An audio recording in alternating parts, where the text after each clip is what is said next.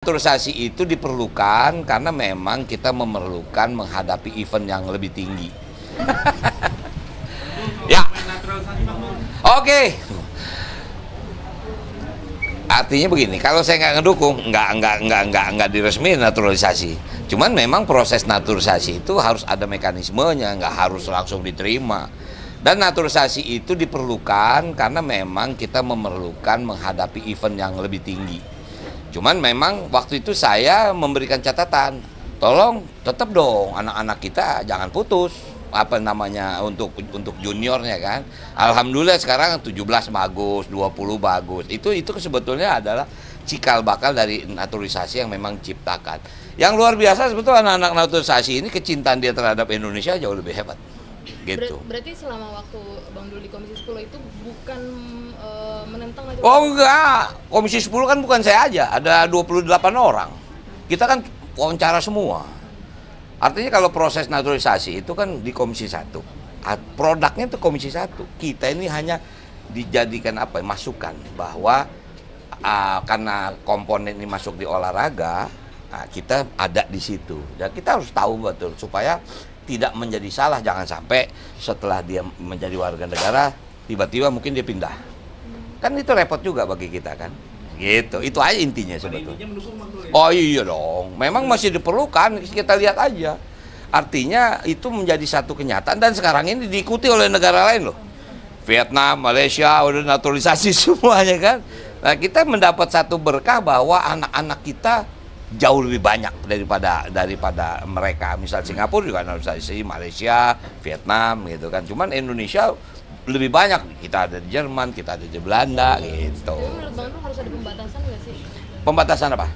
Pemain-pemain naturalisasi yang ditanggung. Gini, kalau naturalisasi kan intinya menjadi warga negara. Mungkin sekarang masalah sepak bola, tapi kita juga ngurusin basket loh.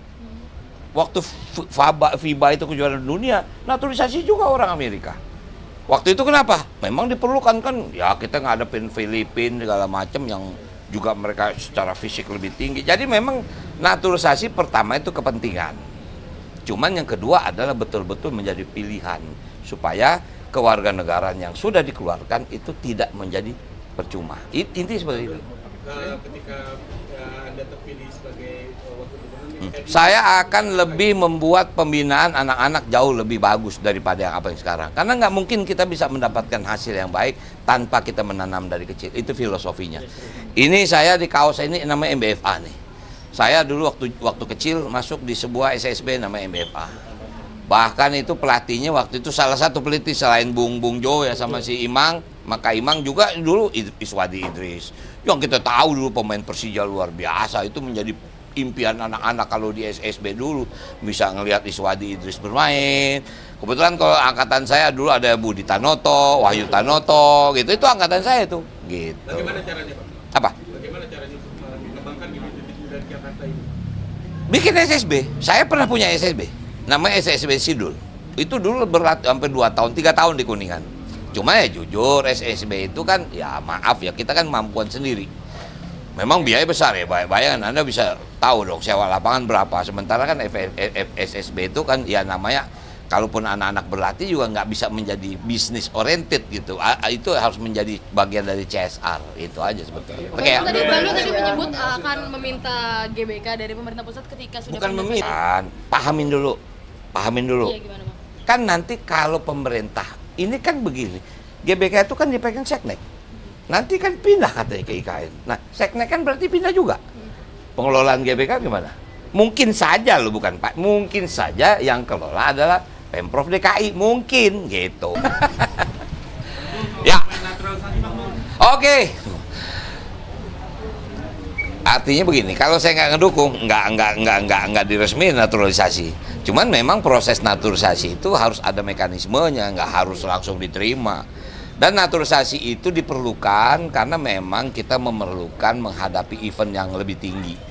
Cuman memang waktu itu saya memberikan catatan, tolong tetap dong anak-anak kita jangan putus apa namanya untuk juniornya kan.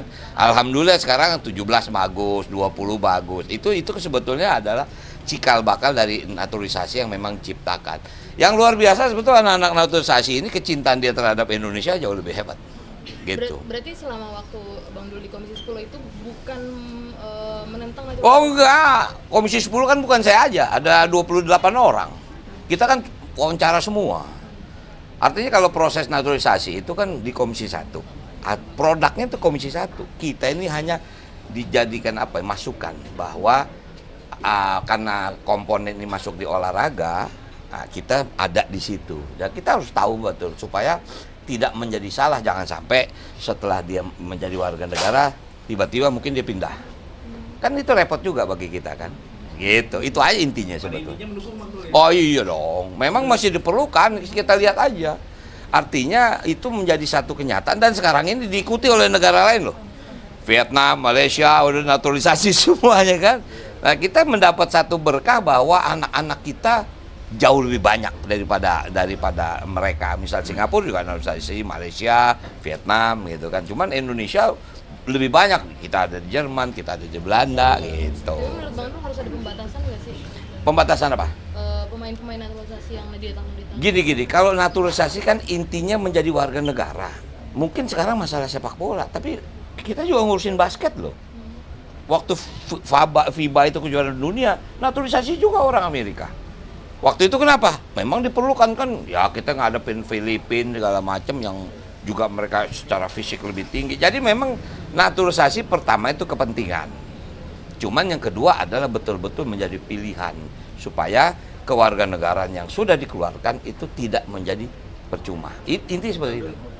Ketika Anda terpilih sebagai wakil gubernur, saya akan lebih membuat pembinaan anak-anak jauh lebih bagus daripada yang apa yang sekarang. Karena nggak mungkin kita bisa mendapatkan hasil yang baik tanpa kita menanam dari kecil. Itu filosofinya. Ini saya di kaos ini namanya MBFA nih. Saya dulu waktu kecil masuk di sebuah SSB namanya MBFA.